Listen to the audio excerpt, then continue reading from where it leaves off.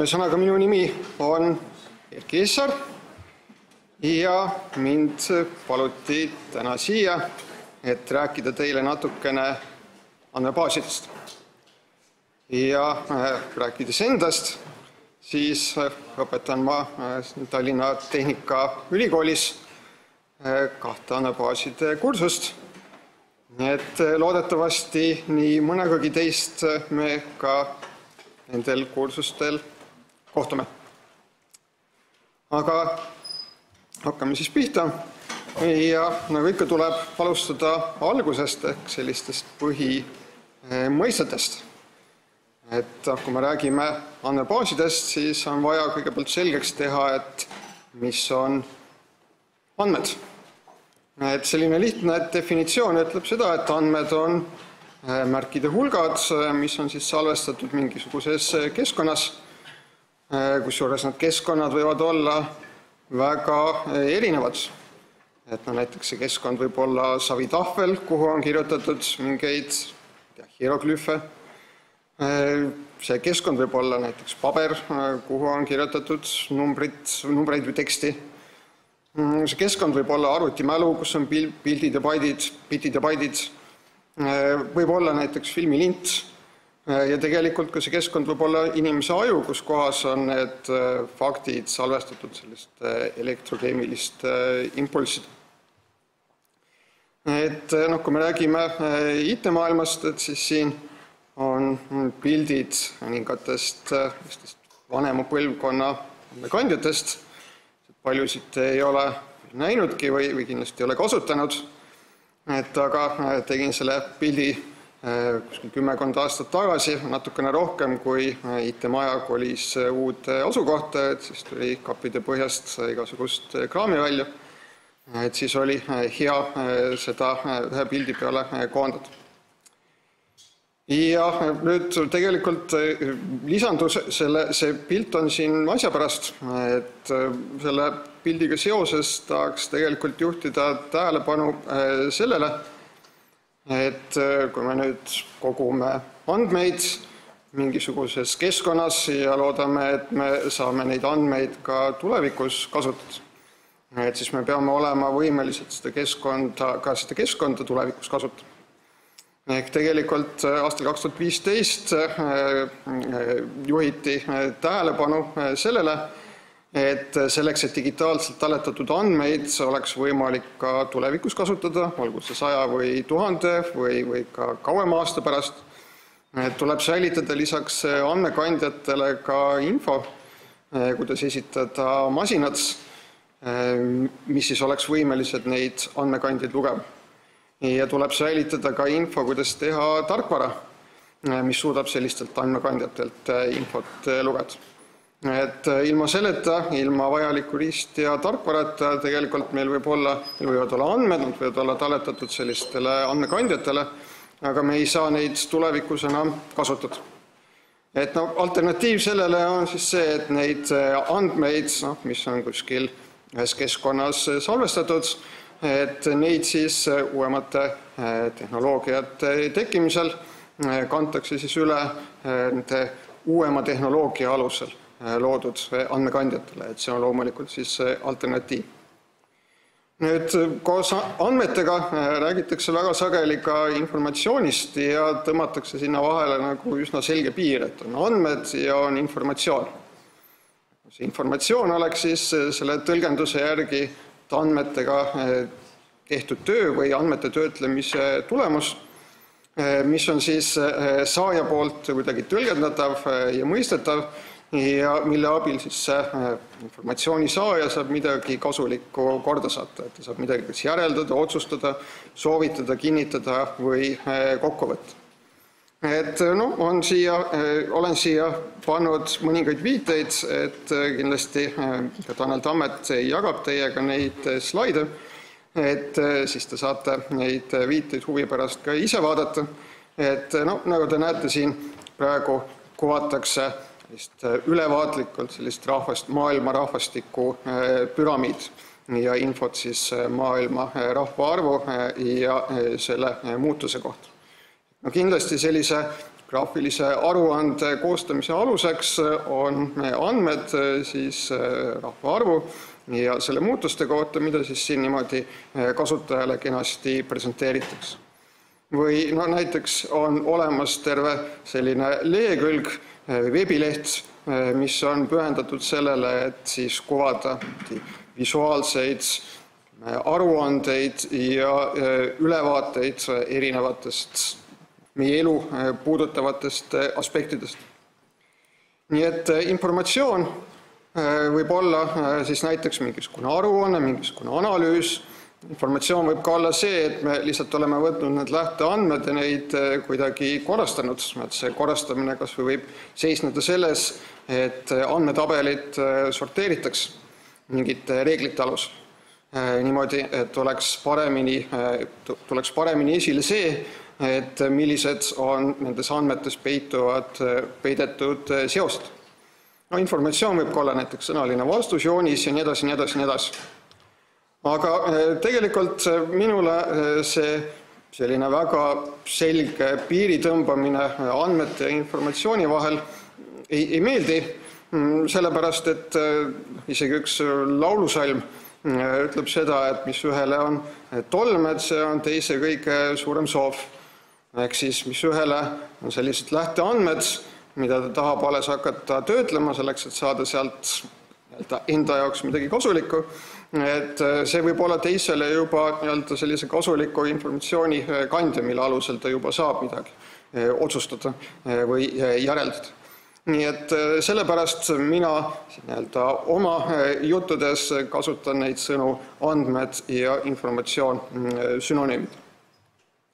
Et kui me räägime siis andmetest, et siis järgmine teema ongi siis andmebaas. Et andmebaas on siis hulk tõesid väiteid või fakte reaalse maailma kohta, mis on siis salvestatud mingis keskkonnas.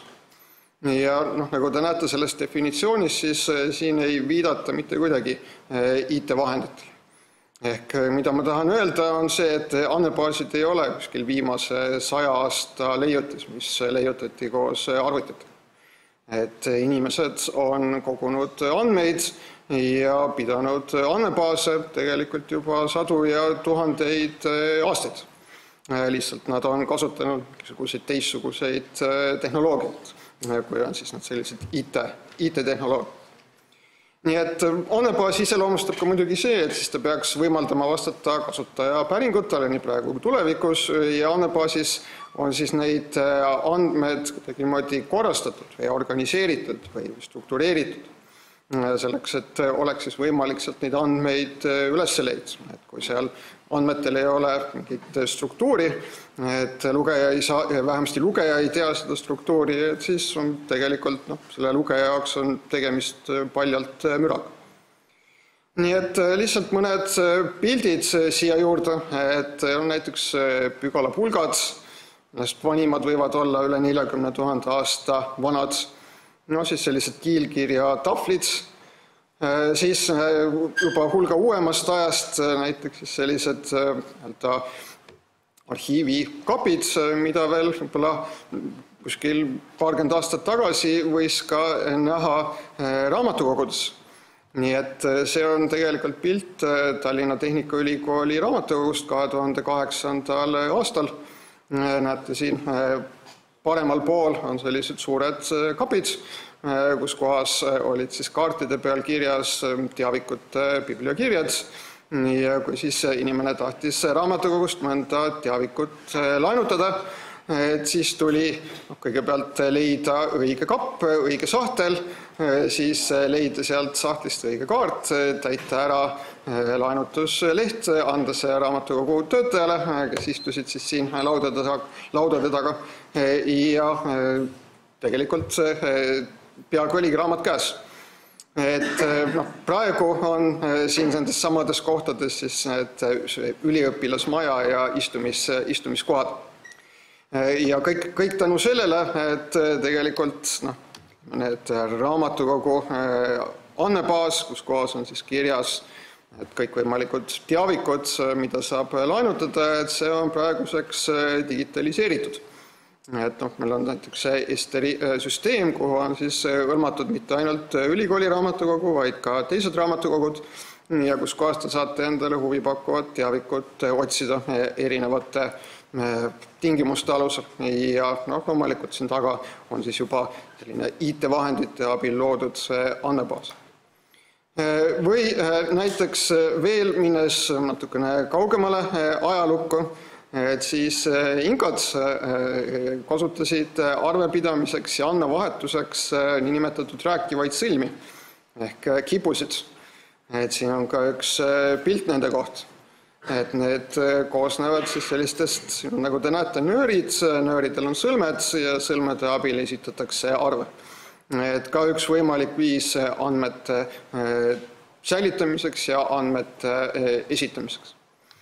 Tulles tagasi natukene uuemasse aega, et tõin selle pildi paar päeva tagasi ERR-i telemaja keldrist, et kus kohas on filmirullide peal ETV arhiiv ja tegelikult neid riiuleid on siin nagu päris pikalt ja ütleme, siin on siis nii-öelda kõik sellised ETV saated, mis on, kindlasti mitte kõik, aga väga paljud ETV saated, mis on kunagi eetris olnud.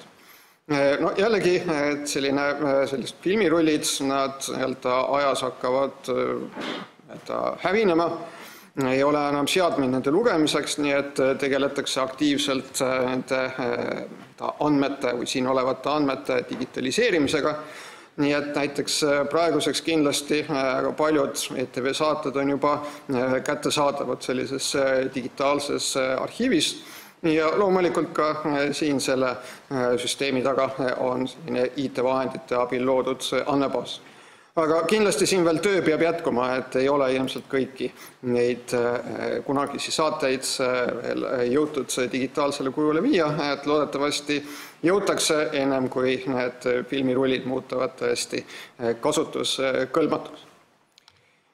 Nii et kui me räägime nüüd, ütleme, et siin me oleme ikkagi tehnikaülikool, üritame hoida kätt pulsil tehnika viimasel sõnal, et siis kui on ütleme, kas minu praegune jutt või ka siis andmebaaside kursused, et siis teile ei hakata siin rääkima sellest, et kuidas teha andmebaasi savitahvlitel. Ka see oleks võimalik, et see oleks pigem selline, ma ei tea, mingisuguse ajalooteaduskonna, Tartu Ülikooli ajalooteaduskonna teema, et selliste asjadega tegeled. Et meie räägime ikkagi sellest, et kuidas siis luua ja pidada andmeid kasutades IT-vahendeid. Ja nüüd arvutisüsteemi mõttes on siis andmed osa tarkvarast, nii et kui me vaatame arvutisüsteemi, et on võimalik siis see lüüa kaheks, et meil on riistvara pool, saame seda käega katsuda, kas või arvutikastid või ka näiteks mingisugused juhtmed, kus mööda seina või seina tagant jooksevad. Ja siis meil on tarkvara pool, et see on selline mitte käega katsutav osa süsteemist. Et loomulikult on siin programmid, mis on mõeldud andmete töötlemiseks, aga need programmid oma tööks vajavad ka toorandmeid ja ka, ütleme, see andmed kuuluvad siis sellesse tarkvara poolde sellest süsteemist. Nii et kui me räägime siis IT-süsteemidest, et loomulikult me tahame, et siis andmed oleksid õigel ajal, õigel kujul, õigetele soovijatele kättesaadavad. Ja selleks, et seda võimalikuks muuta, et siis on võimalik neid andmeid organiseerida, kasutades siis sellist spetsiaalset tarkvarasüsteemi, nagu on andmebaasisüsteem ja luua selle abil siis andmebaas. Nii et siin te näete, et on üks selline internetist võetud pilt ühe daami kohta, kes istub laua taga, et see on selline tohutu hunnik pabereid, et võib-olla tema teab seda süsteemi, et kus kohas on siin see vajalik paber, vajalik andmetega. Aga kindlasti, kui siia tuleks mingi võõras inimene, et siis tal oleksid sellest hunnikust tõesti võimatu kiiresti vajalikku paberit üles leida. Rääkimata siis sellest, et paberi peal olevad andmed, et ütleme, see paber aja jooksul koltub ja trükivärv kulub, nii et ütleme lõpuks see info, mis sinna paberile on kantud, võib muutuda täiesti loetamatuks. Nii et me kindlasti tänapäeval tahaksime, et need andmed oleksid meile digitaalselt kättesaadavad. Ja rääkides siis andmebaasi süsteemist, siin on see ingliskeelne termin Database Management System ja akronüüm DBMS. Et ma tegelikult võrdleksin seda sellise, müüri sees oleva aiaga. Et meil on müür, meil on seal müüris on värav ja siis seal väravas siis on aed. See aed on andmebaas, ja siis see müür ja see värav on siis tegelikult see andmebaasi süsteem. Selleks, et pääseda siis selle andmebaasile ligi, kasutada seal olevaid andmeid, et siis meil igal juhul tuleb suhelda selle andmebaasi süsteemiga mingisuguse protokolli alusel ja kasutades mingisugust kasutajaliidest. Nii et see andmebaasi süsteem on siis see väravavaht, mille kaudu või mille vahendusel me siis tegelikult pääseme sinna aeda ja saame siis kasutada kõike seda, mis on seal aias. Ja siin on öeldud, et andmebaasi süsteem on tarkvara, tegelikult tõele au andes leidub ka sellised kombineeritud süsteeme, et näiteks Oracle on loonud selliseid asju nagu on andmebaasi masinad. Oracle on selline hästi tuntud andmebaasi süsteemide tegijad, et see andmebaasi masin on selline spetsiaalne riistvara, millel siis see andmebaasi süsteem peaks töötama ja siis selleks, et see oleks võimalik kasutada mingisuguseid spetsiifilisi funktsionaalsuseid, mida see andmebaasi süsteem pakub, et siis peaks tingimata kasutama just nimelt seda konkreetset riistvara. Nii et näiteks Oracle on selliseid masinaid teinud. Siin on üks kasulik leht, mida ma kindlasti soovitan meelde jätta. Et on selline leht, kus kohas siis igakuiselt uuendatakse indeksit, mis siis näitab andmebaasi süsteemide populaarsust. Ja 2024. aasta oktoobri seisuga on siin välja toodud 423 andmebaasi süsteemi.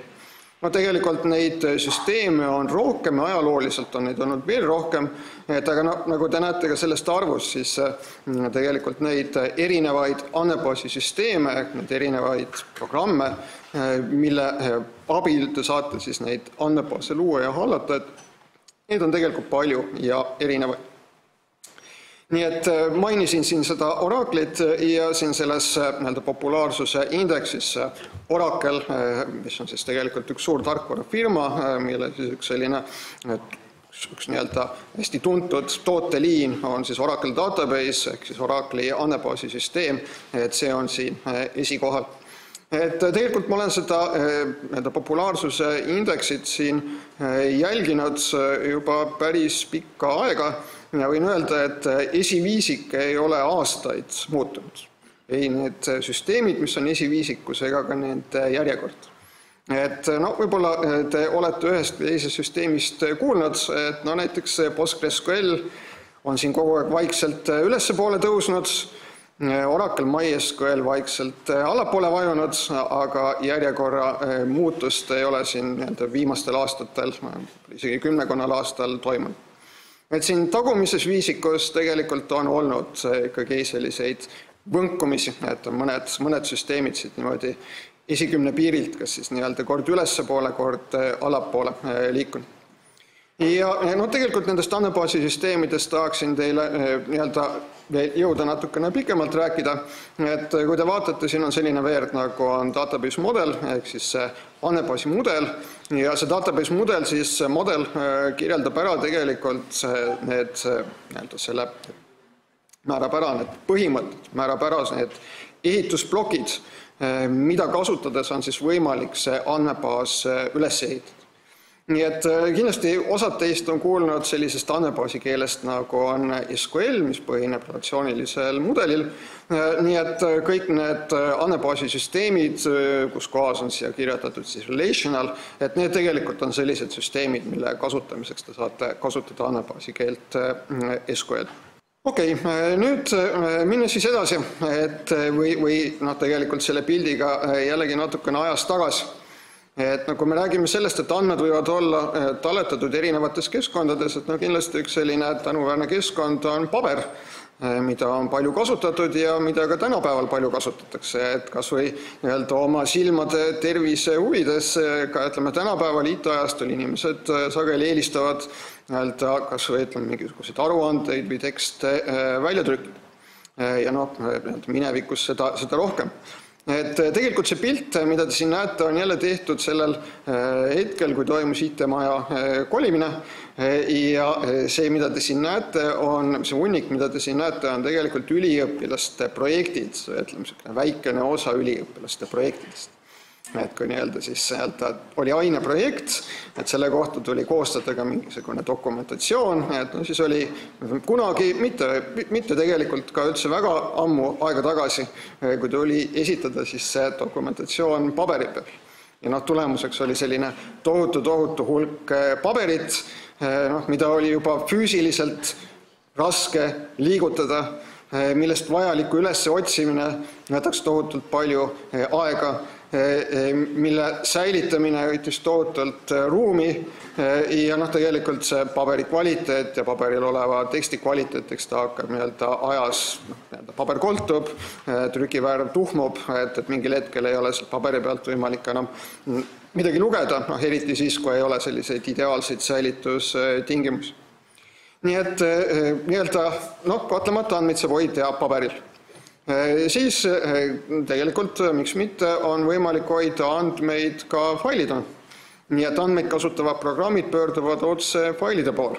Ja ega tegelikult ka tänapäeval tõesti paljud kaasaegsed programmid töötavad ju endiselt niimoodi, et kas või mingisugused projekteerimisvahendid, et te koostate näiteks, CAD-is või case-vahendis mingisuguseid mudeleid või skeeme ja need on teil salvestatud teie arvutisse failidesse, mida siis see programm kasutab. Nii et kahtlemata võivad siis programmid pöörduda otse failide poole, pilt, mis seda illustreeriks, oleks siis selline. Et meil on näiteks ettevõttel erinevad osakonnad, igas osakonnas on kasutusel erinev programm töötamiseks ja siis iga programm kasutab siis talle vajalikke faile. Et siis see programm peab tegelema ka nende failide avamise sulgemisega, nendesse failidesse andmete kirjutamisega. Kui kujutada ette sellist lähenemist ja kujutada ette sellist hüpoteetilist ülesannet, et oleks vaja nüüd kirjutada programme, mis leiab erinevad töötajate perekonnanimed. Et millised võiksid siis olla sellise hüpoteetilise failipõhise lahenduse eeldused. Et see lihtsalt üritab illustreerida seda, et kuivõrd palju rohkem nõuab selline failipõhine lahendus erinevate eeltingimuste täidetust, erinevate asjadega arvestamist, võrreldes sellega, kui kasutatakse näiteks sellist andmebaasisüsteemi tarkvara. Nii et siin selles hüpoteetilises lahenduses kõigepealt peab olema failil peab olema kindel nimi, on kasutusel sobiv kodeering seal andmete puhul, selles failis see järgnev programm eeldab, et on ainult perekonnanimed. See programm eeldab, et kirjete eraldajateks on reavahetus, kusjuures ka viimase kirja järel on reavahetus. Ja see programm korrektseks tööks eeldab ka seda, et perekonnanimed on tähestiku järgi sorteeritud.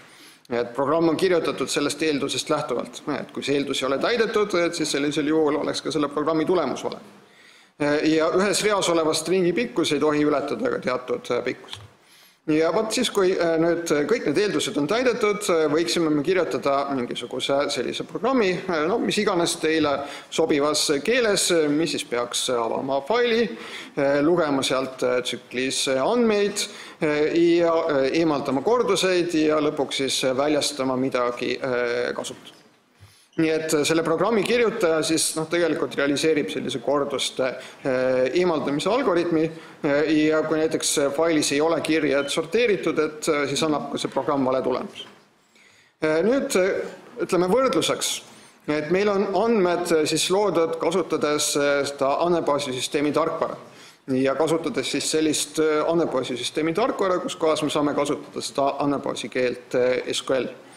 Et nagu te näete, eelduseid selle ülesande lahendamiseks on vähem. Et andmebaasis peab olema tabeltöötaja, siis see lahendus eeldab, et tabelis on veerg perekonnanimi ja siis eeldatakse ka seda, et selle andmebaasi kasutaja, et tal on õigus neid andmeid lugeda. Ja võt nüüd, kui need kaks eeldust on siin täidetud, et siis sellisel juhul on võimalik selle ülesande lahendamises kirjutada päring SQL keeles, mis siis loeb tabelist töötaja perekonnanimesid ja see võtmesõna distinct on siin mõeldud korduste eemaldamiseks. Ehk sealt päringu tulemusest eemaldatakse siis korduvad read. Et meil võib olla töötajaid, erinevaid töötajaid samasuguse perekonnanimega, aga see distinct eemaldab need kordused. Nii et nagu te näete, me ei pea mitte midagi eeldama selle kohta, et kuidas need andmed on täpselt kettale salvestatud, millistes failides nad on. Me ei pea midagi eeldama selle kohta, et millised andmeid veel on tabelis töötaja, et me saame siis küsida andmebaasist neid andmeid. Ja võt selle lahenduse kohta siis öeldakse, et see on selline deklaratiivne lahendus. Ehk siis selle lahenduse kirjutaja deklareerib süsteemile, et mida ta tahab tulemuses näha. Et mis on see oodatud tulemus? Et ta tahab näha kordusteta töötajad perekonnanimesid. Ja nüüd selle soovi täitmiseks siis see süsteem ise, milleks siis antud juhul on andmebaasisüsteem, paneb kokku selle protseduuri, mis siis leiab need soovitud andmed. Ja võt seda protseduuri nimetatakse täitmisplaaniks, inglise keeles on siis execution plan ja konkreetselt need illustratsioonid on võetud PostgreSQList, mis on ka üks selline hästi tuntud ja väga hea SQL andmebaasisüsteem. Et nagu te näete siin üleval on siis selline deklaratiivne lause, et leia erinevad perekonnanimed. Nüüd selle lause tulemusena süsteem pani kokku täitmisplaani, kusjuures tegelikult see süsteem töötleb seda lauset, et kõigepealt on vaja kontrollida selle lause syntaksi, et kas kõik syntaksi reeglid on täidetud. Siis on vaja kontrollida ka selle lause semantikat, et kas näiteks kõik need viidatud tabelid, veerud, kas see viidatud tabel on olemas, kas viidatud veerg on olemas, kas kasutajal on õigus seda lauset täita.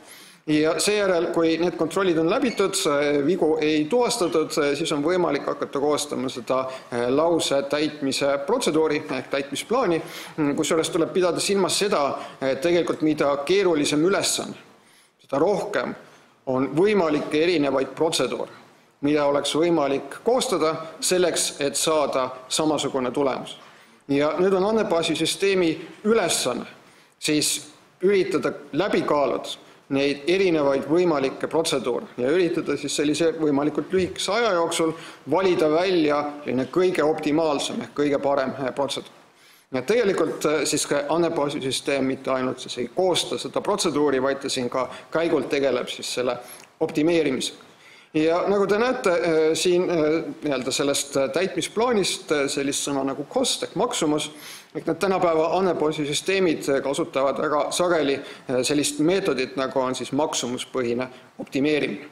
Ehk siis andmebaasisüsteem paneb kokku erinevad võimalikud protseduurid, mida selle kasutaja ülesande täitmiseks oleks võimalik koostada, arvutab igale protseduurile maksumuse ja seejärel valib sellise protseduuri, mille puhul maksumus on kõige madal.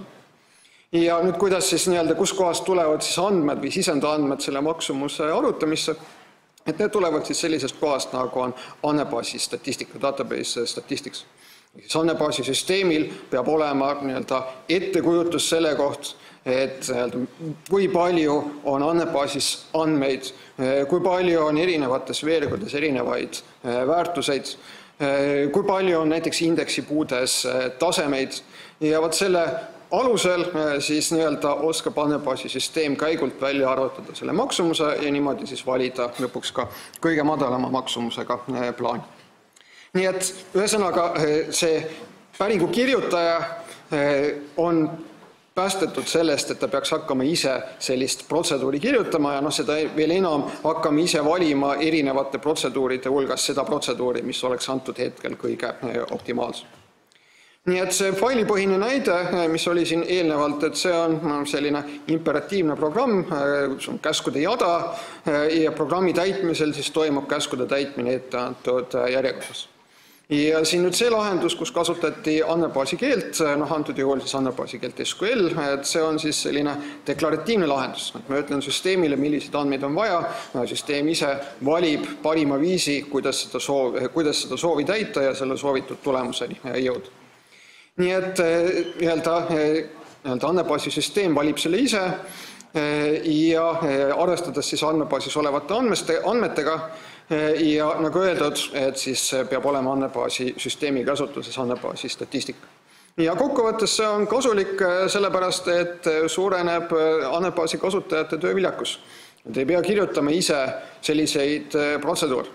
Ja omakorda see tähendab seda, et see võimalik kasutajate ring, kes siis saab andmebaasi kasutada, kes saab andmebaasist andmeid küsida, et see kindlasti laieneb tänu sellele.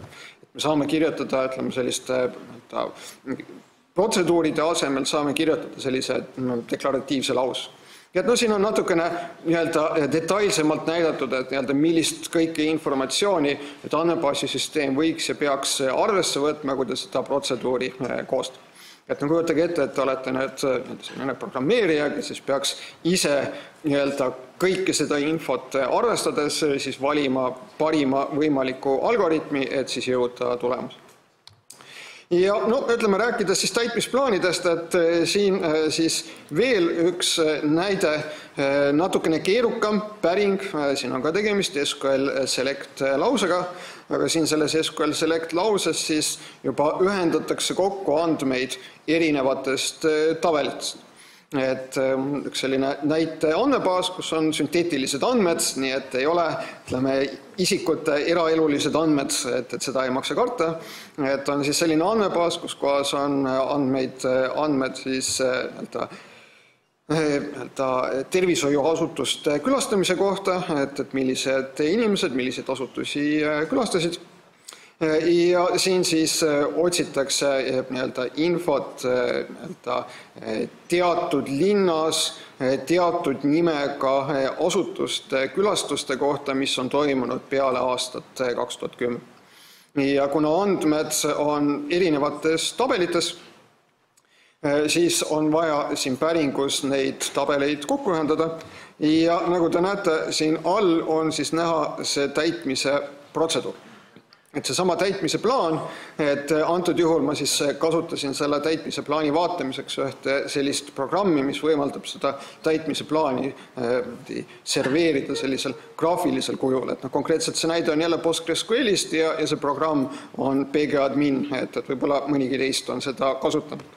Ja siit on tegelikult näiteks näha, et kuidas siin mingisuguste andmete lugemine toimub indeksist, mingisuguseid andmeid loetakse otsetabelitest, et see on indeksi kasutamine, see on otsetabelist lugemine.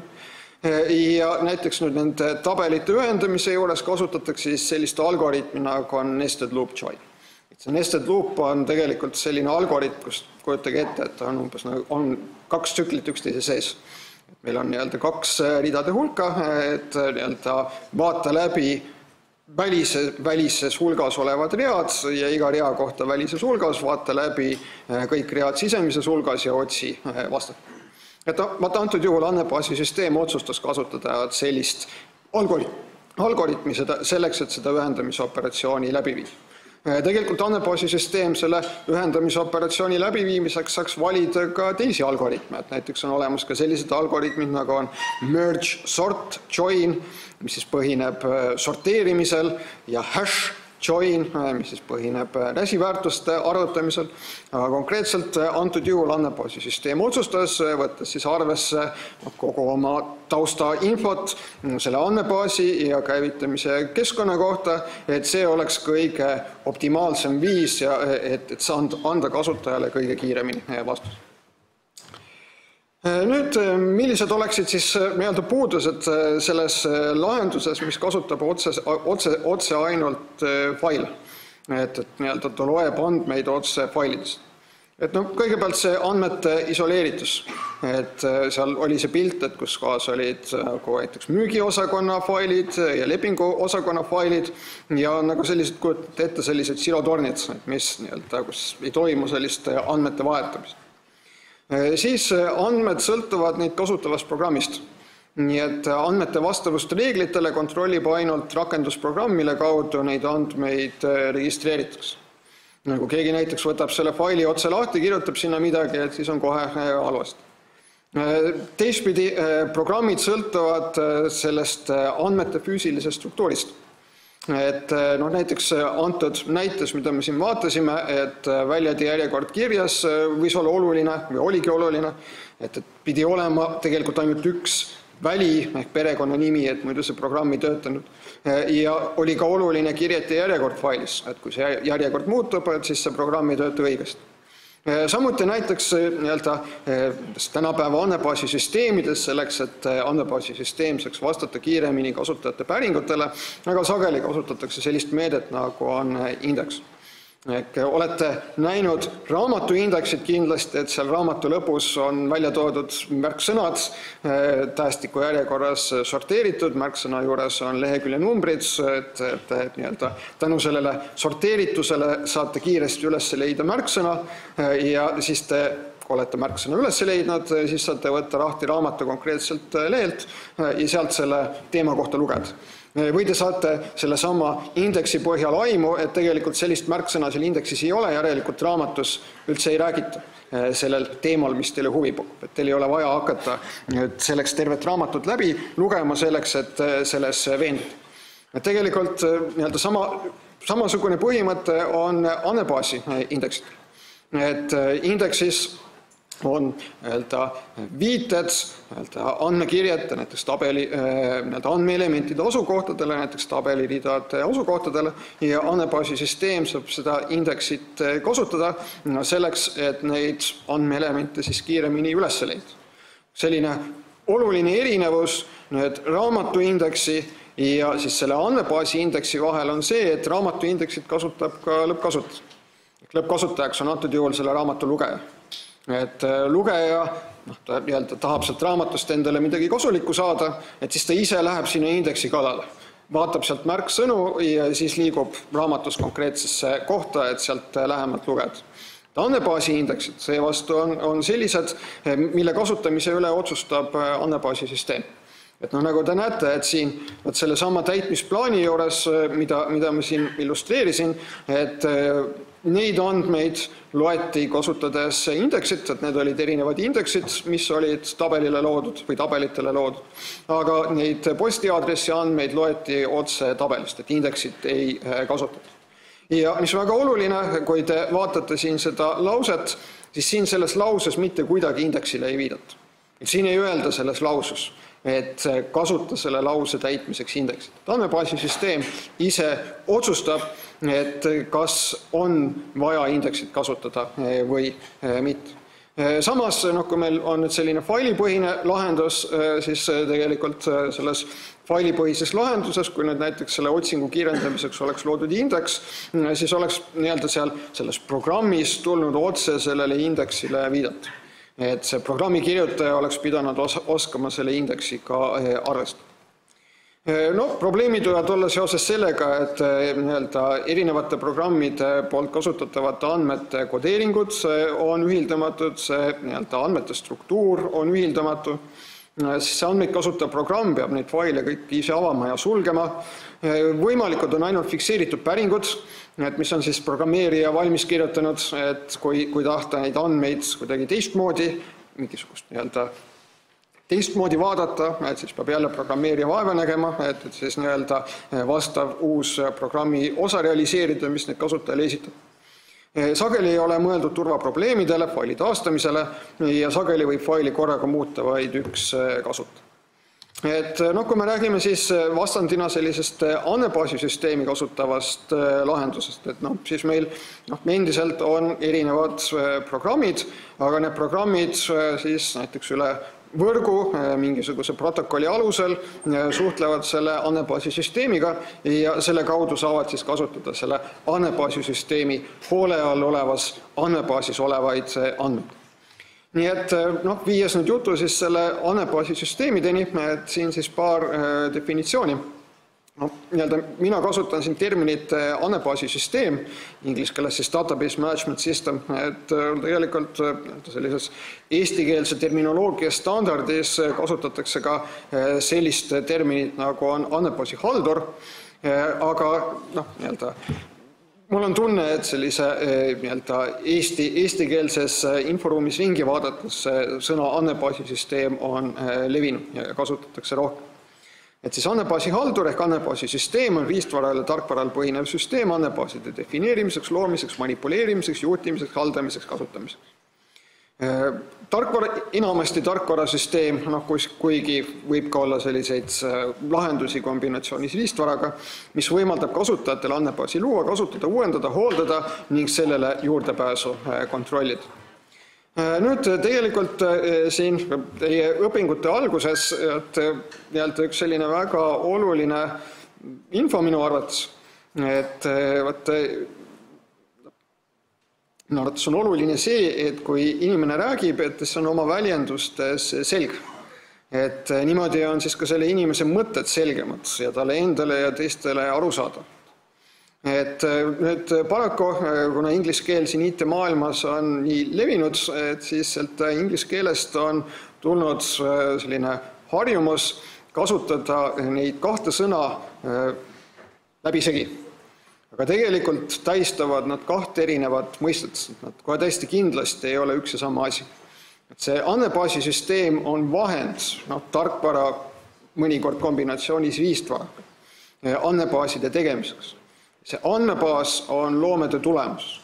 Et kui te ütlete, et need sõnad justkui oleks võrdsed, et nad tähendavad samu asju, et see oleks umbes sama, kui te näiteks ütlete, et minu lõputöö või minu kursuse projekt võrdub Word. Word oli lihtsalt programm, millest te seda kursuse tööd kirjutasite. Word on see programm, kus on võimalik teie kursuse töö lahti võtta ja seda lugeda. Aga see ei ole teie kursuse töö.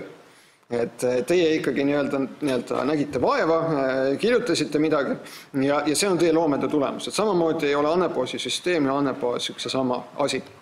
Et nagu ma ütlesin, paraku see terminoloogiline segadus tuleb siit ingliskeelsest maailmast, et inglise keeles seda sõna database kasutatakse täiesti häbitult nii selleks, et viidata mõistele database management system, kui ka selleks, et viidata mõistele database. Ja siis te peate ise väga täpselt alati jälgima seda konteksti, et mida konkreetselt silmas peetakse. Nii et näiteks siit kaks näidet, kaks seal andmebaasisüsteemide populaarsuse indeksis olevat andmebaasisüsteemi, Oracle ja PostgreSQL. Mõlemate puhul, nagu te näete, on seal nimes sõna database, et Oracle andmebaasisüsteem kannab nime Oracle database ja PostgreSQL reklaamib ennast kui maailma kõige selline arenenum ja eesrindlikum avatud lähtekoodiga relatsiooniline andmebaas. Tegelikult on tegemist andmebaasisüsteemiga, nii et mõelge ise, et kui ma kirjutaksin või ütleksin midagi sellist, et lõin PostgreSQL andmebaasi kasutades uue andmebaasi, et siis see tekst oleks natukene segane.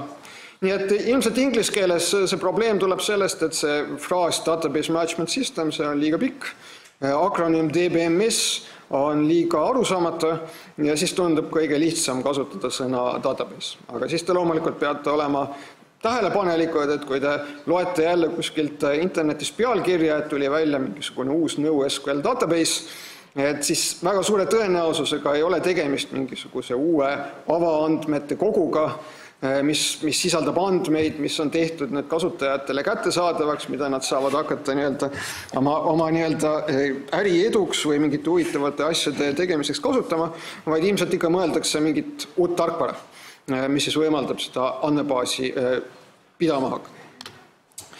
Ja nüüd tegelikult rääkides andmebaasisüsteemidest, et siis ka tegelikult andmebaasisüsteemide korral lõpuks on andmed salvestatud kettale ja kettal olevatesse failidesse. Täpselt samamoodi nagu selle failipõhise lahenduse korral. Lihtsalt küsimus on selles, et kuidas toimub nende andmete kasutamine.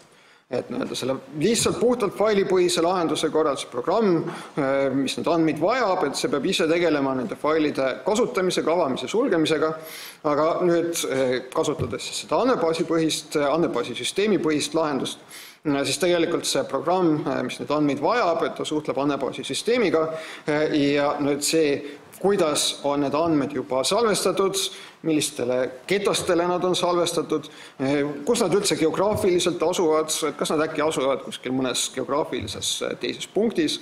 Et see on juba selle programmi jaoks selline kaane all, et see programm ei pea sellest midagi teadma, see asi on programmi jaoks nähtamatu. Ja järelikult see on ka midagi, millega ei pea arvestama nende programmide loojad ja tänu sellele on võimalik seda programmi kiiremini ja efektiivsemalt luua. Nii et jah, et ka andmebaasisüsteemid salvestavad andmed füüsiliselt failidesse, aga siis pakuvad erinevalt failipõhistes süsteemides, siis pakuvad sellise vahekihi, mis siis peidab nende andmebaasi kasutajate eest nende andmete füüsilise salvestamisega seotud probleemid.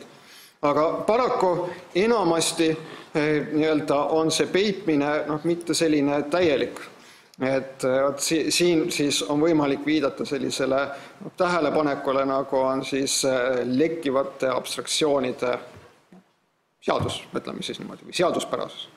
Et kui me loome mingisuguseid abstraktsioone, et peita keerukust, siis tegelikult me ideaalis tahaksime kogu seal all oleva keerukuse ära peita, aga praktikas see ei õnnestu. Ja seal alumistes kihtides olevad probleemid ikkagi kipuvad sinna nende kõrgemates kihtides olevate abstraktsioonide kasutajateni välja tulla. Et ütleme, rääkides siis andmebaasidest, andmebaaside maailmast, et ütleme, selle klassikaline näide on see, et kui me loome SQL andmebaase, me jälgime selle andmebaasi loomisel häid praktikaid, me normaliseerime selle andmebaasi, viime selle andmebaasi kõrgele normaalkujule. See tähendab seda, et meil andmed ei ole enam mitte ühes tabelis, nad on laiali erinevates tabelites. Igas tabelis on andmed mingisuguse konkreetse asja kohta, mingi konkreetse mõiste kohta, mingite konkreetset tüüpi seoste kohta. Aga võib juhtuda, et selle tulemusena hakkab kannatama nüüd jõudlus. Ja jõudlus hakkab kannatama sellepärast, kui see andmebaasisüsteem on realiseeritud sellisel naiivsel viisil, kus kohas sisemiselt näiteks igale tabelile vastab eraldi fail.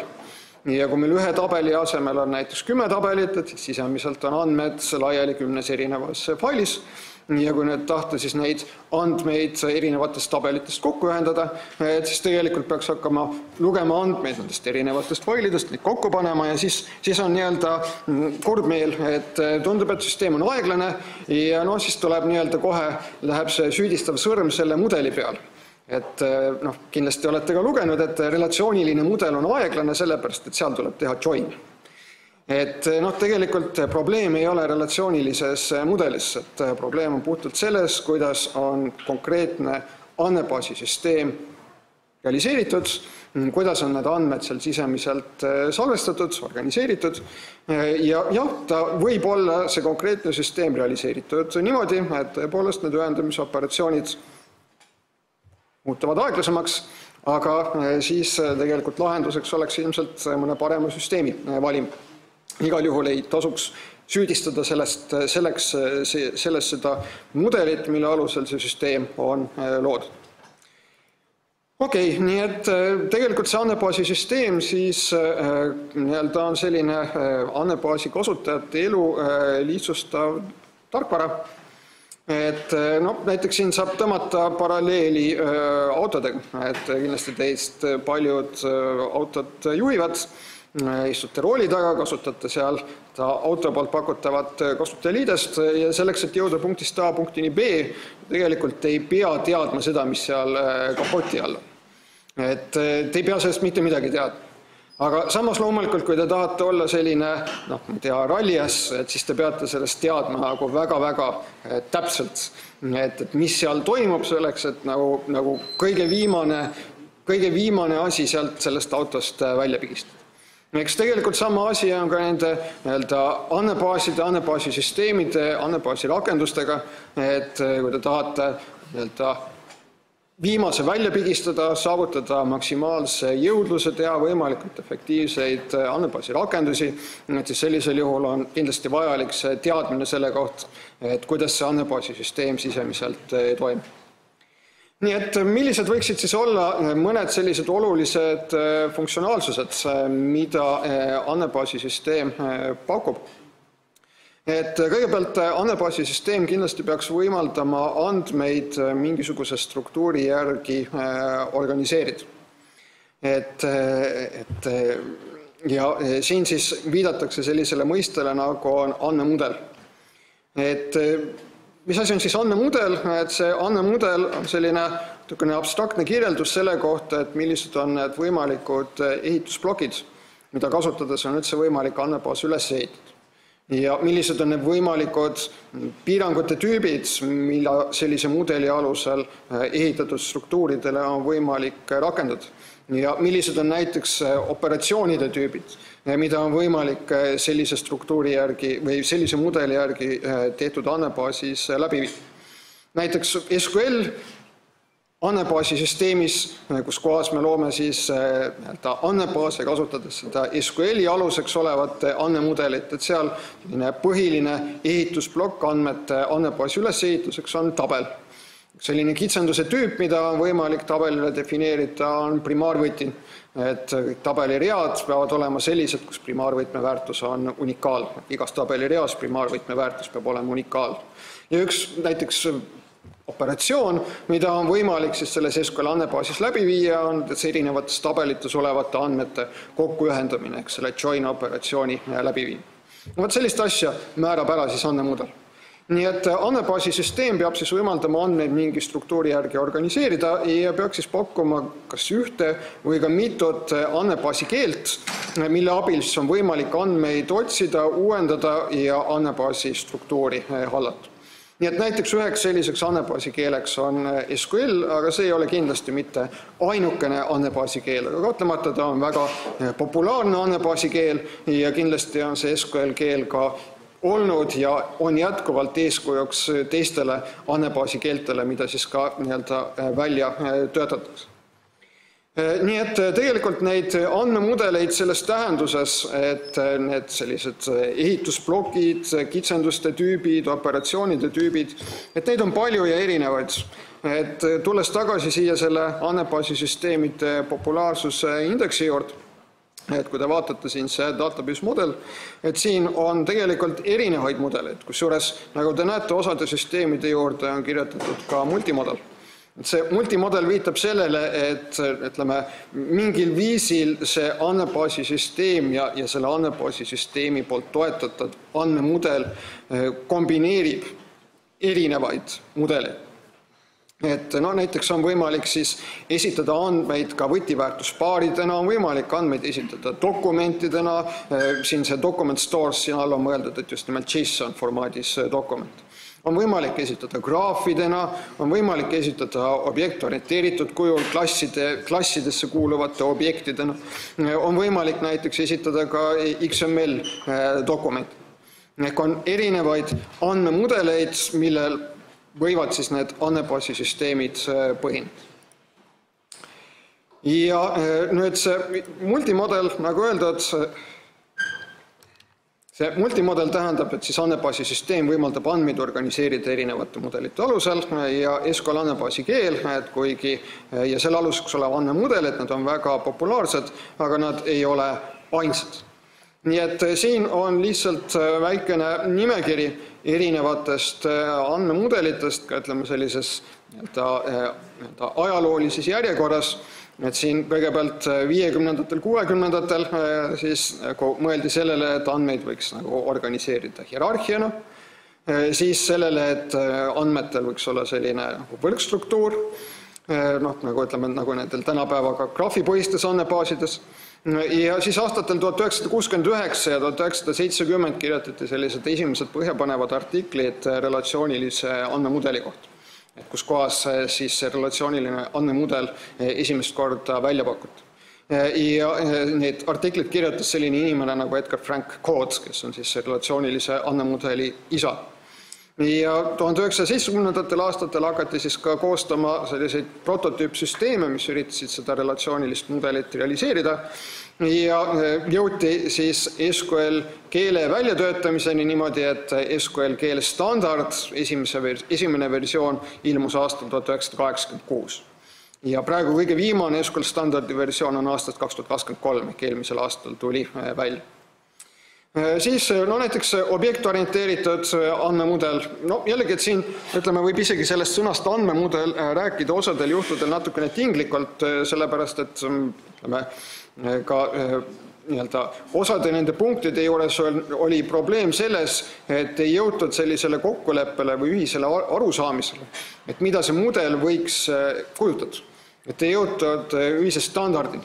Et oli erinevaid süsteeme, kus kohas üritati midagi sellel teemal teha, aga sellise standardse lähenemiseni ei jõutud.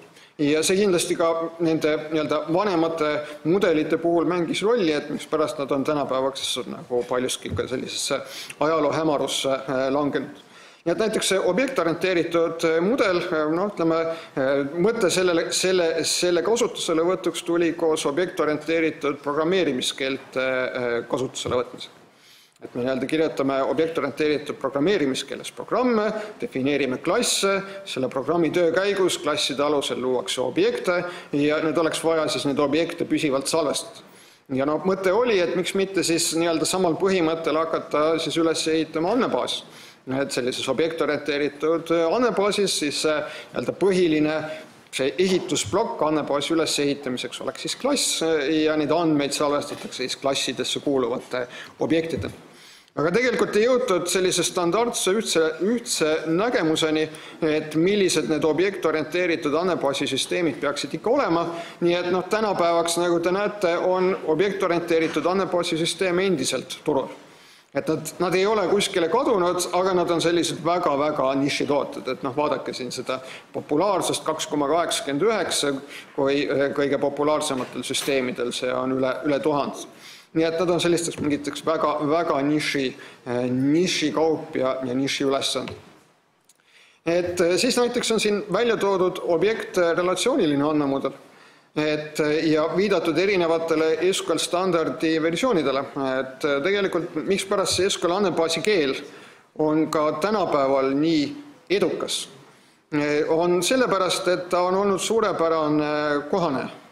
Et kui tulid mingisugused uued mõtted, ideed, et kuidas siis võiks hakata andmeid esitama, et siis mingisuguse aja jooksul jõudsid need ideed ka SQL keelde ja SQL andmebaasides. Nii et kui tuli mõte, et võiks teha selliseid objektorienteeritud mudelil põhinevaid andmebaase, et siis mõne aja pärast täiendati SQL keeld selliste objektrelatsioonilisuse võimalustega. Mis praktikas tähendab siis seda, et tänapäeval SQL-is kasutajatel on võimalik defineerida uusi andmetüüpe ja on võimalik kasutada neid andmetüüpe selleks, et luua uusi tabelid. Nii et nende andmebaasi süsteemidega, kui te hakkate siis andmebaasi kirjeldama, siis selle süsteemiga tuleb kaasa hulk juba valmis andmetüüpe, mida te saate kasutada. Aga teil on võimalik endal, kui nendest ei piisa, teil on võimalik endal neid veel juurde defineerida. Plussis ka juurde defineerida operaatoreid, mis on mõeldud siis operatsioonide läbiviimiseks seda tüüpi andmed. Või näiteks ütleme siis uuem trend, graafipõhised andmebaasisüsteemid, et siin tagapool on mul ka juttu sellest, et nüüd tegelikult need graafipõhised andmebaasisüsteemid on jõudnud nüüd standardiseerimisele. Nii et Graph Query Language Standard, et esimene andmebaasi keele standard peale SQL.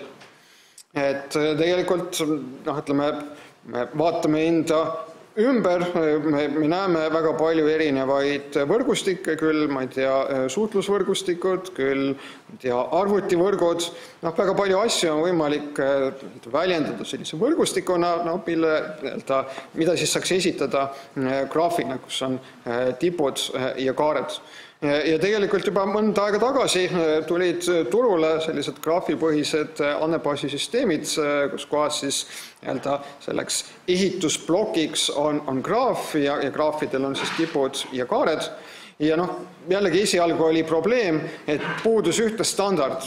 Et nendes erinevates süsteemides, et igaühes oli selline oma lähenemine selle graafi loomisele, oma andmebaasi keel selle graafi kasutamisele ja tegelikult hakati aru saama, et see tegelikult pidurdab selle lähenemise levikut. Et kui on palju erinevaid süsteeme, aga ei ole standard. Ja siin mõned aastad tagasi algatati siis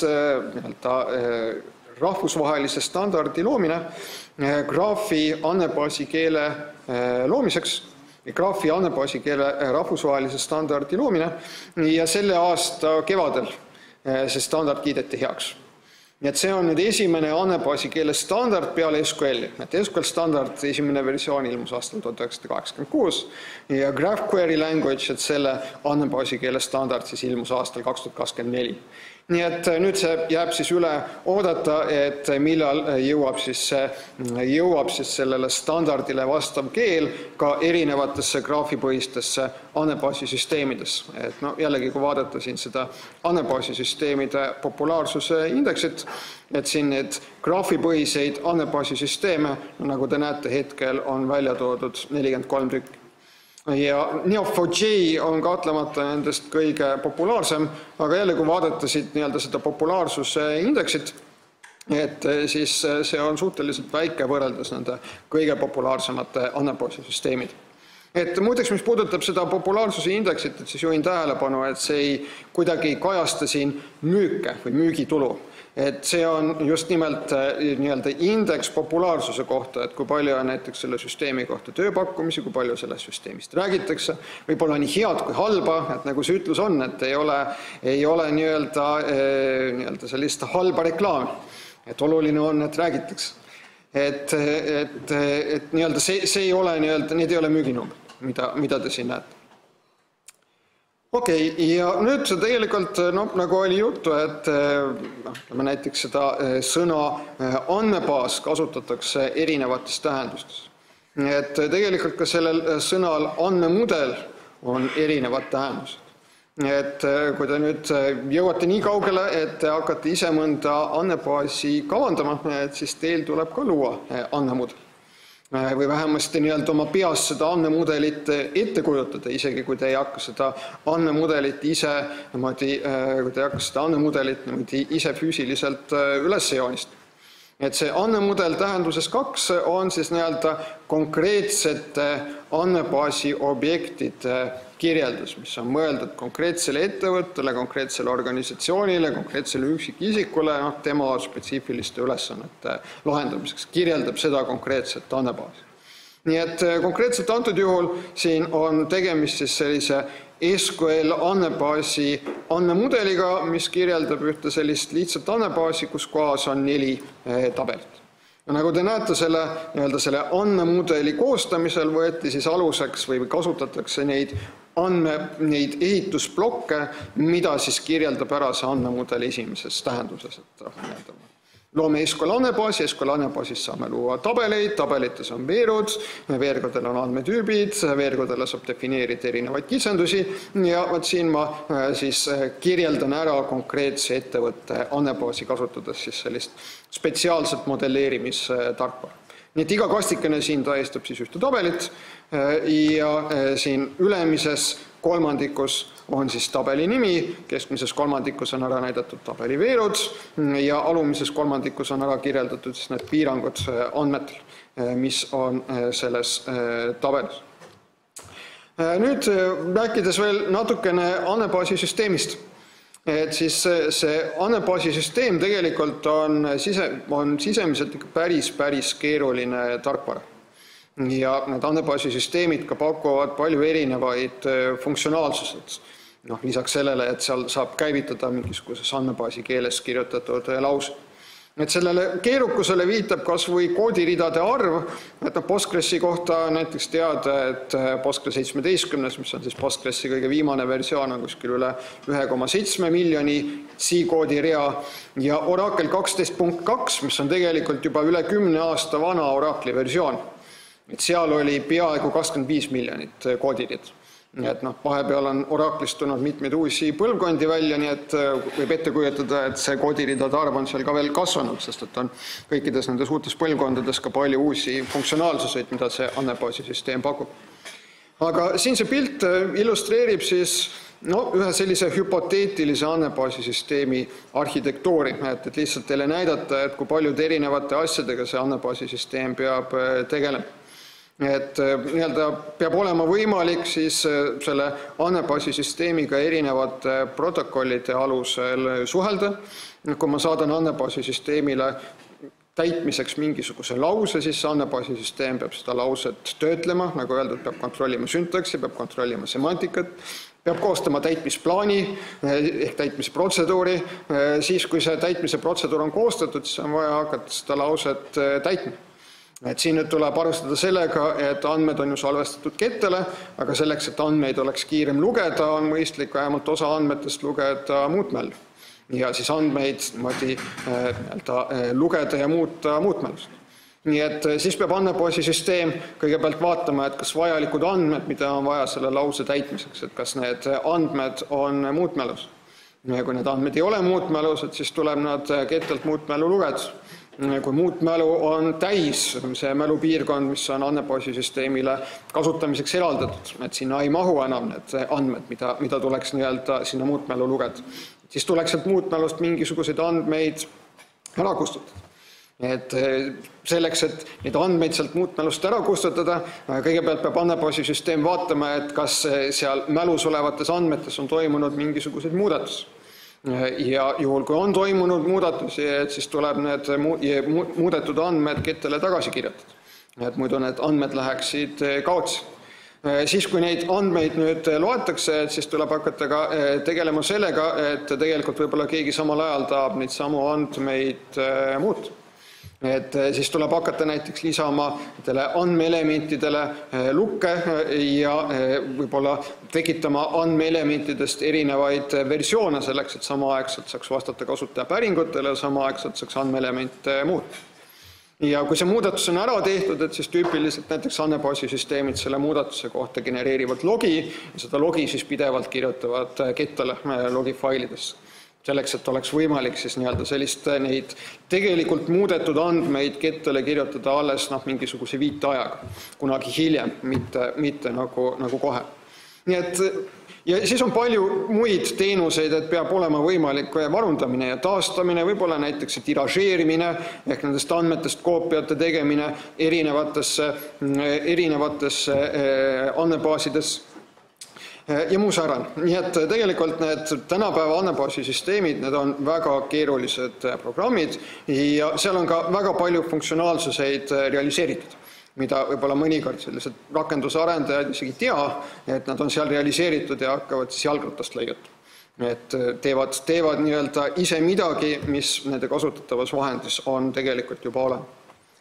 Nii et ütleme, et kui tõmmata siis sellist paralleeli, et andmebaasisüsteemi analoogiaks ongi nagu selline pank, et pangas on kõigepealt see pangakontor, et see panga avalik nägu, et mille kaudu siis need erinevad pangateenuse tarbijad saavad siis pangaga suhelda, et mingisugust keelt kasutades, mingisuguse protokolli alusel, et need pangatöötajad võtavad nõudeid kasutajatelt vastu, tagastavad siis kasutajatele töö tulemusi ja siis tegelikult selleks, et see pangakontor saaks toimida, et seal taga peab olema siis hästi suur tagakontor.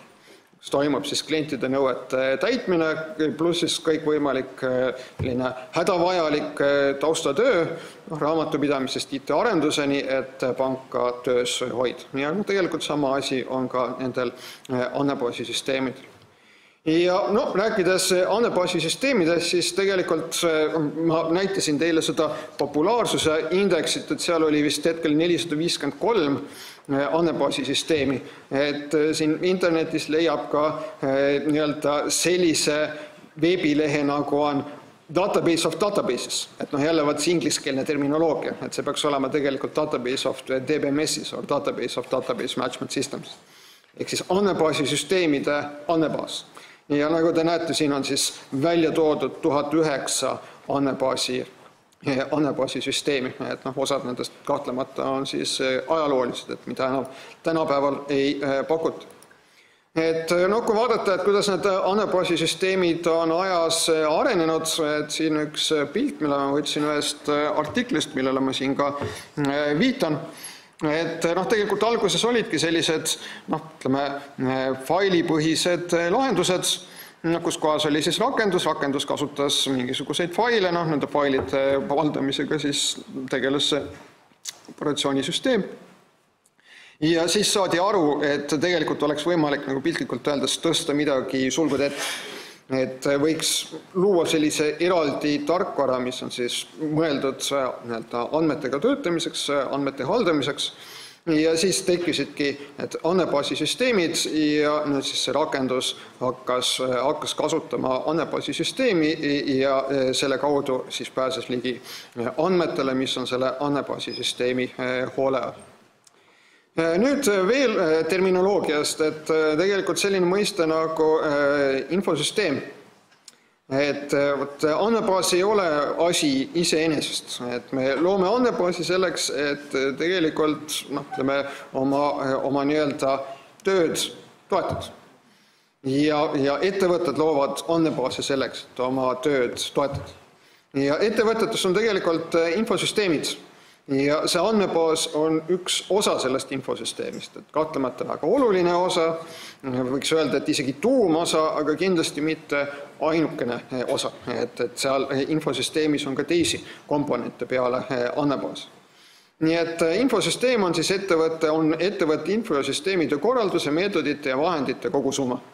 Et siis infotöö on siis sellised operatsioonid, mille käigus töödeldakse informatsiooni, süsteemitöö on siis sellised operatsioonid, mille käigus arendatakse seda süsteemi ja andmebaas on kahtlemata sellise süsteemi tuum.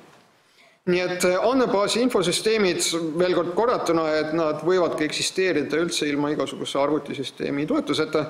Et tegelikult mulle meeldib siin see definitsioon ja see arusaam, et kui me vaatame inimest, minu pärast vaatame tervet universumit, et see on tegelikult, nad kõik on tohutu suur infotöötlemise süsteem.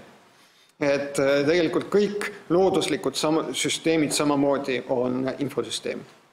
Aga ütleme, kui me räägime siis sellisest moodsast inimmaailmas kasutatavast infosüsteemist, et see on siis selline sotsiotehniline süsteem, et kus kohas on kaks poolt. Et kahtlemata on väga oluline see tehniline pool, kus on siis riistvara ja tarkvara, aga sellest kindlasti ei piis. Et me võime osta kõige moodsamad arvutid, me võime teha mingisuguse kõige vingema ja ägedama programmi, aga kui kasutajad ei ole motiveeritud ja valmis seda kasutama, siis tegelikult nad ei kasuta seda programmi, nad lohistavad jalgu selle programmi kasutamisel ja kokkuvõttes see süsteem ei toimi, et see infosüsteem ei toimi. Et siin tegelikult see infosüsteem on sotsiotehniline süsteem, kus on need mõlemad pooled sama tähtsad, nii see tehniline pool kui ka siis see sotsiaalne pool, et inimesed, organisatsioonid, töökorraldus, suhtlemine, motivatsioon, mõtteviis. Et need mõlemad peavad olema paigas selleks, et siis see infosüsteem saaks toimida. Ja nagu öeldud, see andmebaas on siis üks oluline osa, andmebaas või andmebaasid on üks oluline osa infosüsteemist, aga kindlasti mitte ainukene osa. Nii et kui nüüd üritada veel muljet avaldada mingite selliste hästi ilusate võrdlustega, et tõmmata paralleele inimkehaga, et siis võiks kujutada ette, et andmed on nagu veri, mis siis on infosüsteemi vereringes, et mõtlete inimkeha peale, et see veri peab pidevalt ju ringi käima, kannab ringi hapnikku, kannab ringi toitaineid. Ja andmebaas on seal inimkehas, ma ütleksin, nagu maks. Selles mõttes ta on lausa hädavajalik organ. Kui seda ei ole, kui sellega midagi juhtub, siis tegelikult inimene ei suuda edasi funktsioneerida. Aga teistpidi ta ei paista kuidagi välja ja ta ei ole ka võib-olla selline kõige seksikam teema, et millest nagu inimkehast rääkides, inimkeha käsitledes, millest rääkida. Et räägivad ju kõik nagu näost või südamest või ajust, aga tegelikult ütleme ka see maks nagu selline elutähtsate ainete talletaja ja ka näiteks siis ütleme selline mürkide väljafiltreerija on lausa elutähtis selleks, et nagu inimkeha saaks toimida. Veel üks selline pilt, andmete elutsükkel. Et milline võiks olla siis see andmete elutsükkel mingisuguses ettevõttes või organisatsioonis, mis siis tegeleb andmete kogumisega ja nende andmete kasutamisega. Et kõigepealt esimene asi, et iga selline endast lugupidav organisatsioon, tal peaks tegelikult panema paika need põhimõtted, et kuidas üldse toimub andmebaaside kavandamine, kuidas toimub andmete kasutamine, kuidas toimub andmete kustutamine ja kuidas tagada nüüd näiteks kvaliteeti, turvalisust, jõudlust. Et kõik need sellised põhimõtted tuleks paika panna ja tegelikult ka kirja panna.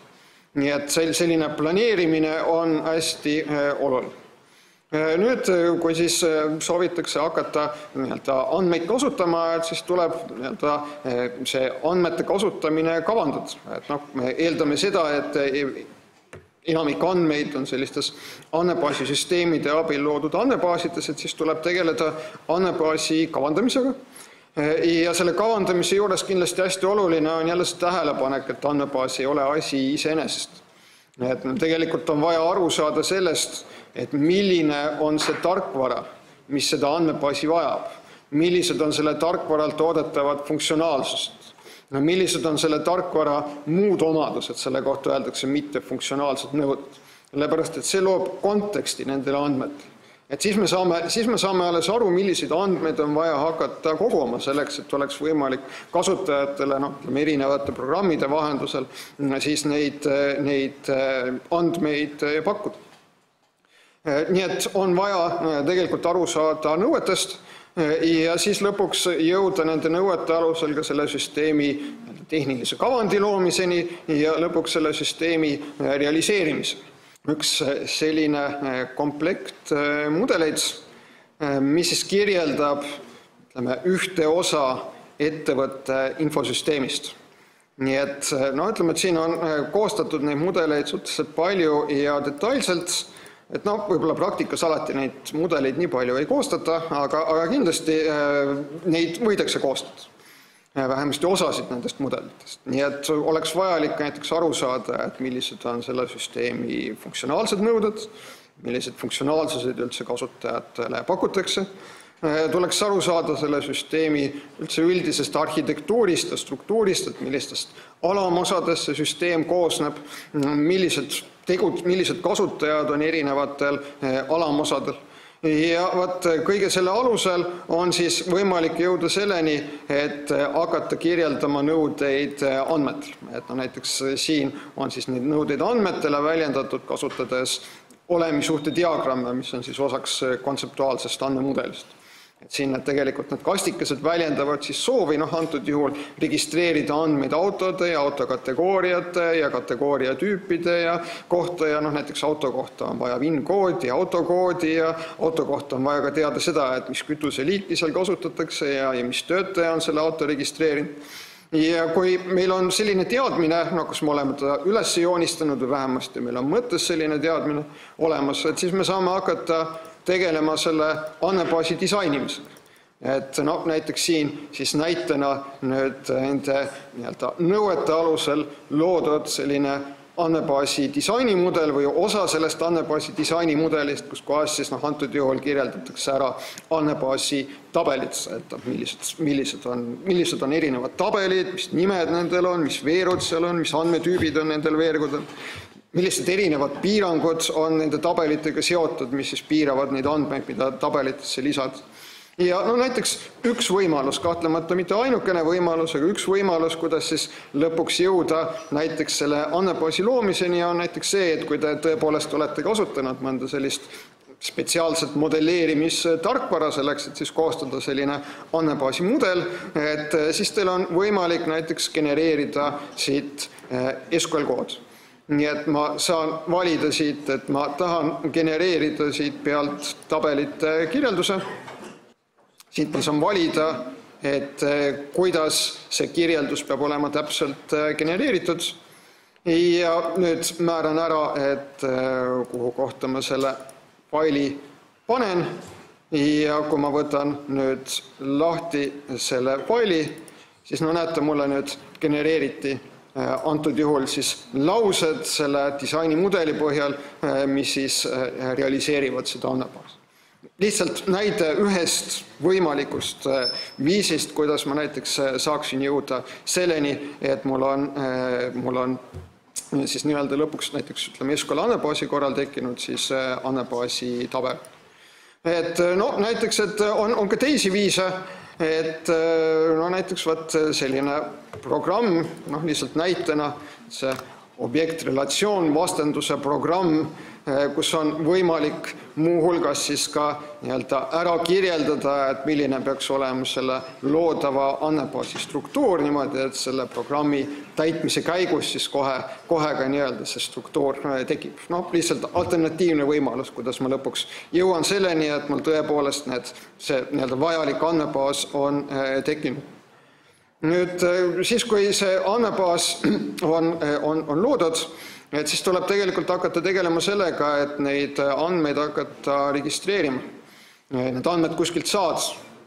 Ja tegelikult siin kõik seal ettevõtte kaldkriips organisatsiooni töö käigus tekivad operatsioonid, et nad jätavad endast maha andmeid, aga võib-olla näiteks osa andmeid on võimalik ka saada näiteks tasuta kuskilt välistest allikatest.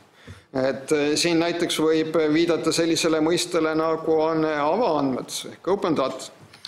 Et need on siis sellised andmed, mida pakutakse masinloetaval kujul kõikidele soovijatele, selleks, et nad saaksid neid mingitel eesmärkidel kasutada ja selle kaudu siis uut kvaliteeti luua.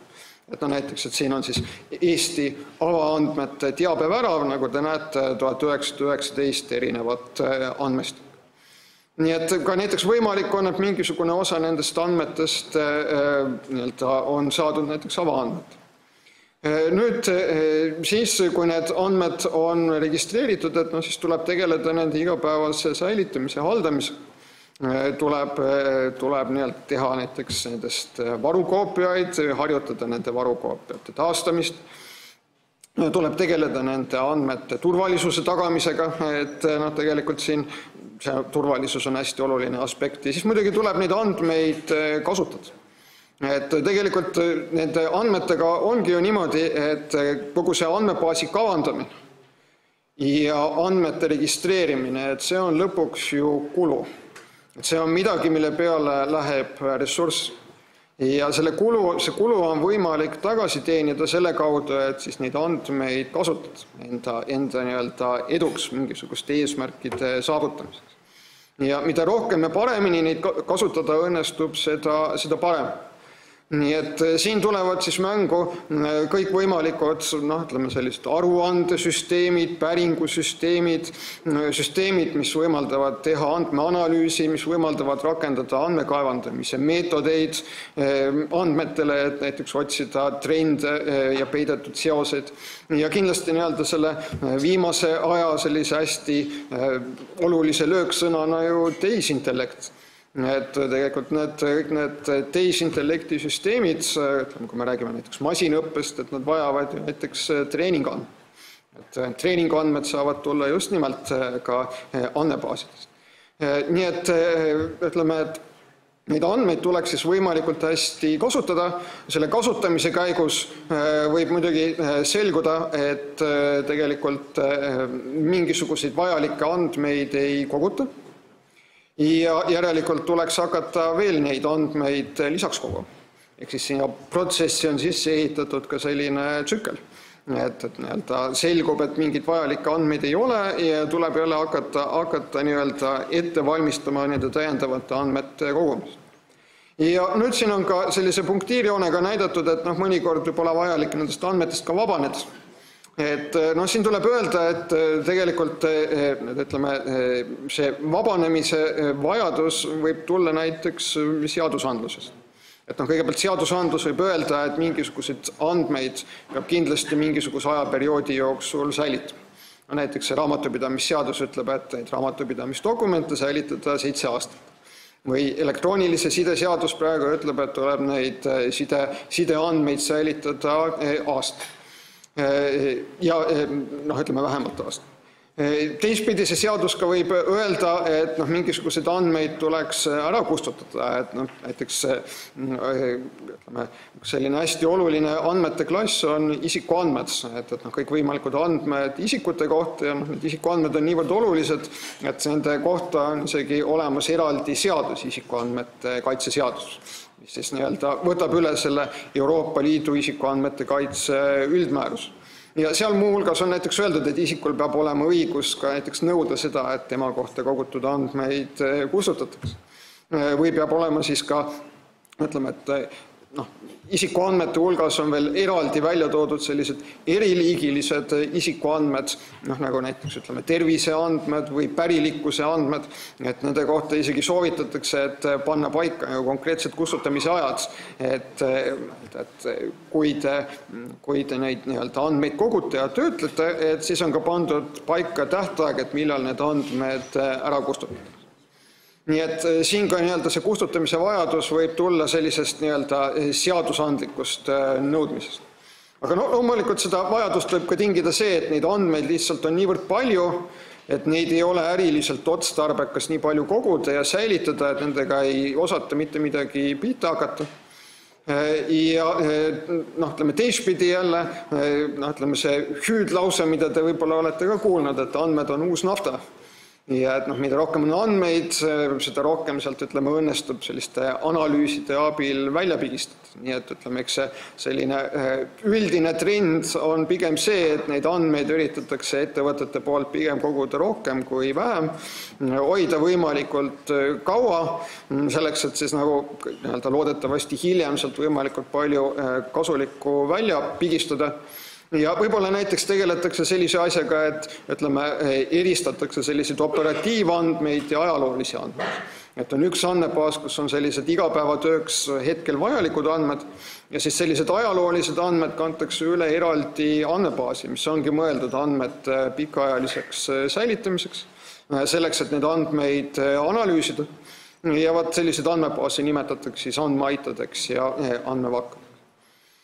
Ja kogu selle elutsükli vältel tuleb siis tegeleda nii andmete kvaliteedi tagamisega, et tagada, et andmed nad oleks täpsed, et nad oleks täielikud, et nad oleks soovitud ajal, soovitud mahus kättesaadavad, tagada andmete turvalisusega, et tagada nende käideldavus, konfidentsiaalsus, terviklikkus. Kindlasti ka jõudlusega, et operatsioonid andmetega oleksid võimalikult kiired seaduslikus, eetilisus. Need on tegelikult kõik sellised asjad, mida ei õnnestu sinna andmete haldamise süsteemi pärast tagantjärgi sisse hüstada. Need oleks kõik sellised asjad, millega peaks tegelema kogu aeg, kogu selle süsteemi loomise käigus. Ja nüüd hakkabki meile eraldatud aeg otsa saama, et nüüd mõni sõna siis veel SQL andmebaasidest siia kõige lõppu, et mida ma siin hea sõnaga jõudsin mainida, et paljud andmebaasisüsteemid siis seda SQL keelt kasutavad, et seal on siis andmed organiseeritud mingisuguse struktuuri järgi ja seal SQL andmebaasis on siis nii nende andmete kasutamiseks kui andmebaasi haldamiseks kasutusel siis selline andmebaasi keel nagu Structured Query Language, mis on siis põhineb relatsioonilisel andmemudelil. Kui vaadata erinevate programmeerimiskeelte populaarsust, Et siis nii-öelda viimaste aastate uuringud on näidanud just nimelt tööandjate ootuste seisukohalt, et kindlasti inimesed peaksid oskama SQL-i või nii-öelda töövõtjad peaks oskama SQL. Nad kindlasti võiksid osata ka mingeid muid programmeerimiskeeli, aga kindlasti SQL-i, sellepärast et selleks, et neid andmeid kasutada, need andmed on väga sageli SQL andmebaasides ja siis on SQL keelest väga-väga palju abi. Ja jäin oma jutuga pooleli sinna, kus nimetasin SQL keelt ja ütlesin, et see põhineb relatsioonilisel andmemudelil. Relatsiooniline andmemudel pakuti välja 20. sajandi 60. aastate lõpus, 70. aastate alguses siis ilmusid esimesed põhjapanevad artiklid sellel teemal.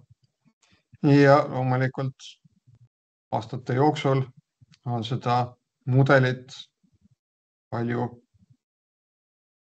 rohkem läbi mõtestatud, täiustatud ja on välja pakutud ka erinevaid andmebaasi keeli ja nendel põhinevaid andmebaasi süsteeme, mis siis realiseerivad mingil kujul seda mudelit.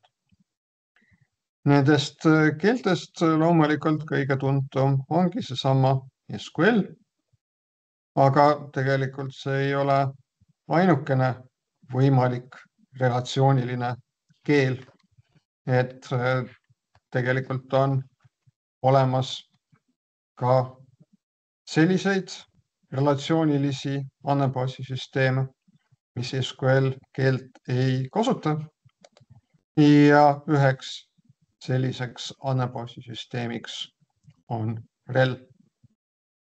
Ja selleks andmebaasi keeleks, mida seal on võimalik kasutada, on hoopis keel nimega Tutorial D, mis siis kuulub D-keelte perekond.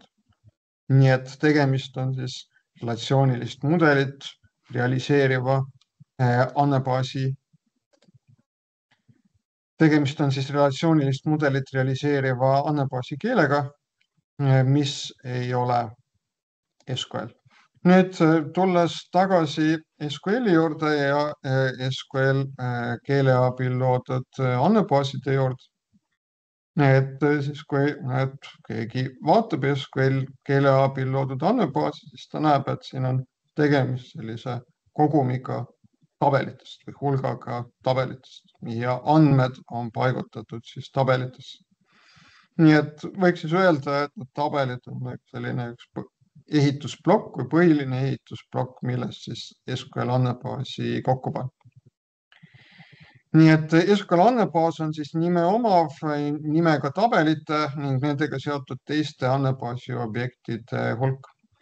Ehk siis need tabelid on nagu sellised puud, aga need puude ümber on ka selline suurem elurikkus, et on ka mitmesuguseid teisi andmebaasi objekte, mida siis SQL andmebaasides võib ja saab luua ja ka luuakse.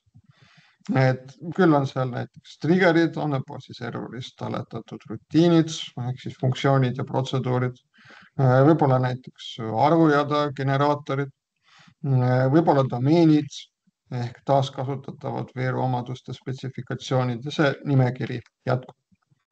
Nii et mina kujutaksin siis ette SQL andmebaasi mitte kui puude põldu, kus siis iga puu vastab ühele tabelile, vaid pigem kui sellist põlismetsa või vihmametsa, kus kohas on puud ehk tabelid, aga nende ümber on ka hulgaliselt muud elurikkust. Kui nüüd vaadata siis neid tabeleid, millesse siis SQL andmebaasis on andmed paigutatud, et siis tabelil on päis, tabelil on kehand, tabeli kehand koosneb nullist või rohkemast reast ja tabelis on siis üks või mitu veergu. Tulles veel tagasi selle juurde, et miks pärast siis ikkagi tasub SQL-i õppida, et miks pärast ta siis on niivõrd oluline.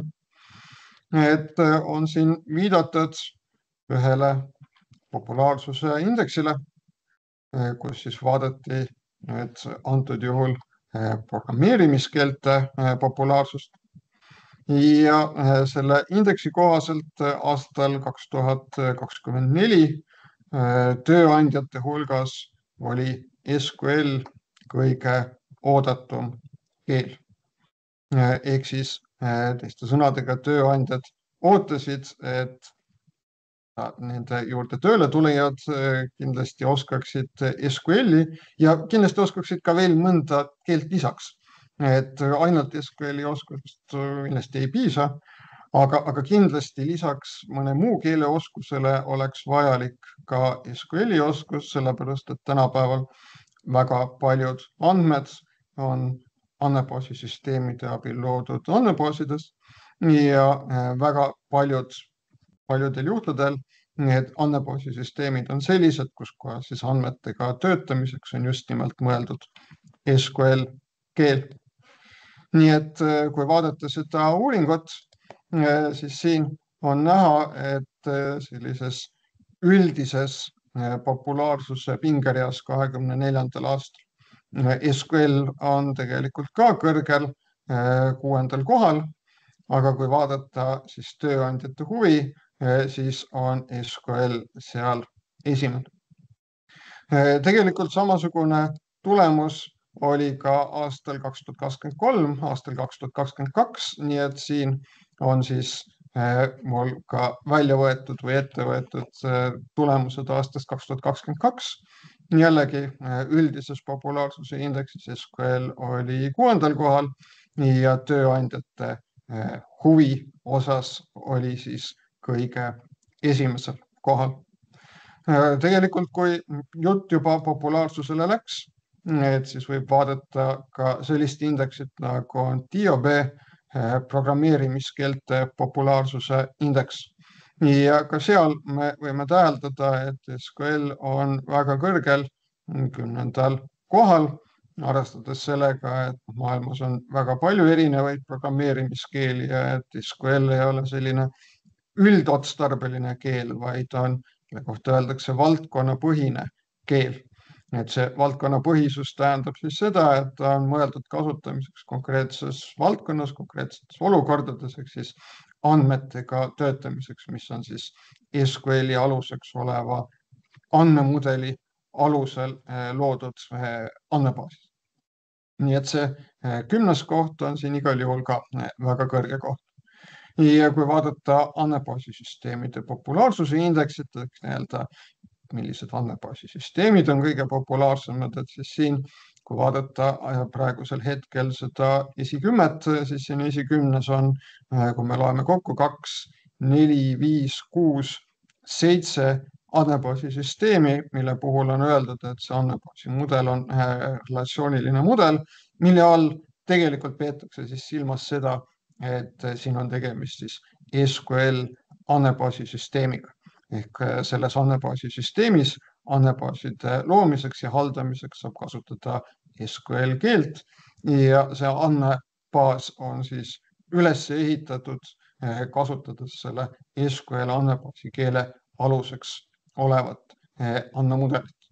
Ja siinkohal siis veel kord olgu öeldud, et tegelikult ei ole siis SQL ainukene võimalik relatsioonilise mudeli realisatsioon, on ka teisi ja ütleme, ilma detailidesse minemata, siis võib öelda ka seda, et tegelikult SQL-ile on palju etteheiteid selle keerukuse osas, selle kohmakuse osas, selle võib-olla vastukäivuse osas, ebaloogilisuse osas mingites aspektides. Ja väide oleks siis selline, et tegelikult paljud nendest probleemidest, mis on SQL-iga seotud, tegelikult tulevad sellest, et seda relatsioonilist mudelit see SQL päris täies mahus ja täpselt ei järgi ja ei realiseeri. Ja selleks, et saada sellist oluliselt paremat ja mugavamat andmebaasi keelt, võib-olla olekski vaja seda SQL-i arendada niimoodi, et seal oleks täielikum vastavus relatsioonilisele andmemudelile. Ja vot sellist lähenemist on just üritatud siin selle REL-süsteemi puhul kasutada.